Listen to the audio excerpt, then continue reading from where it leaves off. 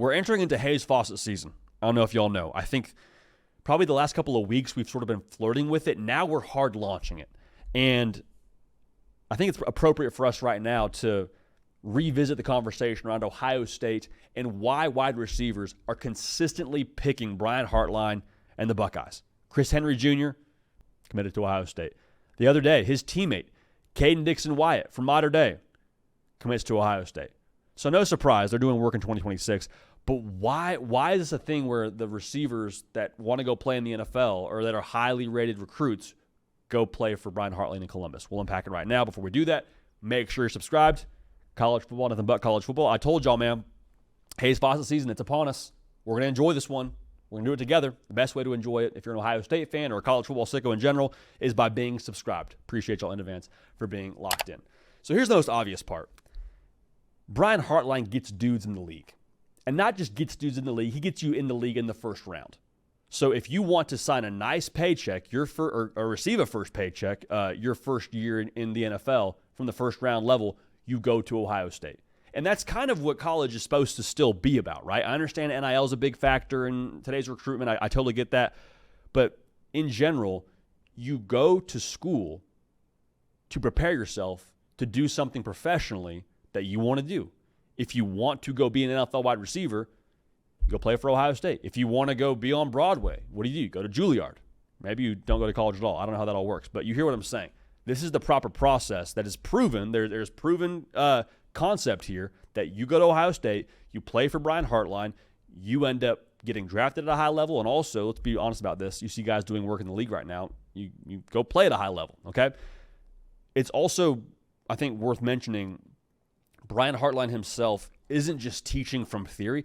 Dude played in the NFL, okay? Like, dude gets what it takes to be successful in the league, and so he's spoken to it a couple times, but their whole structure, when they're doing indie and when they're doing film study, all of it, it's for NFL wide receivers. So when you get to the league, there's not this massive jumping point to where, oh man, it was this way in college, now we got to go do a different way when we get to the league. No, it's like that's why they have success.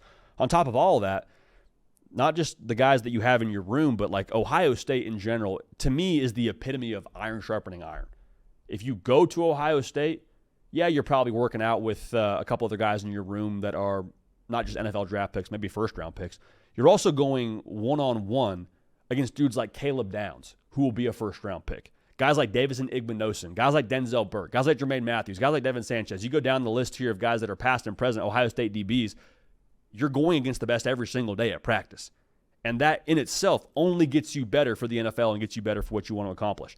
Jeremiah Smith this past year, I think, was just an absolute promotional tool for Brian Hartline because every single service, I believe now, had him as the number one player coming out of high school. It wasn't a thing where Jeremiah Smith got to Ohio State, was pretty good. Like, Jeremiah Smith got to Ohio State, was killing it from the jump, gets to the season, has success, and then you look at the trajectory of what he did from game one all the way through to that national championship game. He continued to exponentially get better every single week, it felt like. And yes, a lot of that you give Jeremiah Smith and the physical giftings. Like, he would have probably been a success whether he went to Ohio State or not. But the rate at which he improved, I think, is noteworthy because you point to Brian Hartline and say, I think he had a big factor in doing that. I think he had a big impact in improving Jeremiah Smith from week in and week out. So there's all that. Plus now the fact that Brian Hartline is going to be your play caller in Columbus. Like, it's very different to walk into a room and say, I can get you drafted. But you can also walk into the room now and say, not only can I get you drafted, I'm going to get you the football on Saturdays, brother. Like, I'm calling the plays here. I'm our offensive coordinator. I work with you every single day in our room. And then also when it's time to call deep shots downfield, I'm the guy on the microphone doing that. I'm the guy on the headset doing that in the coach's ear. I think that's worth something. So you have that, plus like the chicken or the egg of Ohio State always having a quarterback. Is that the receivers? Is that the quarterbacks? I don't know, but it seems to go hand in hand. So when we look at the future of college football, here's why I think this is important. It's great for Ohio State to have the recruiting tool of come here, we'll get you drafted, play for Brian Hartline and be under his tutelage and be the next guy to go pro from this room. But I think as we move into the 12-team playoff era, it is becoming more and more important to have that extra gear in your offense. And you have that extra gear, that extra explosiveness downfield by having those receivers. And so for Ohio State, as long as Brian Hartline is there, they will have the necessary receiver talent to stretch the field and win those kind of games that you have to play in the 30s. I think Ohio State will probably always make an effort to be built to win in the 20s if you have to play a game like that. I think that's something Ryan Day has made a conscious effort to do here going forward, but I really believe that the Brian Hartline effect here and the way you're adding talent at receiver, that's going to change the way that we perceive Ohio State for the next couple of years. So Ohio State, they got the horsepower, got the receivers. Surprise, surprise, they're recruiting at a high level again. Chris Henry Jr., Caden Dixon-Wyatt, both committed to Ohio State. And, I think at this point you need an excuse to not go to Ohio State if you play receiver.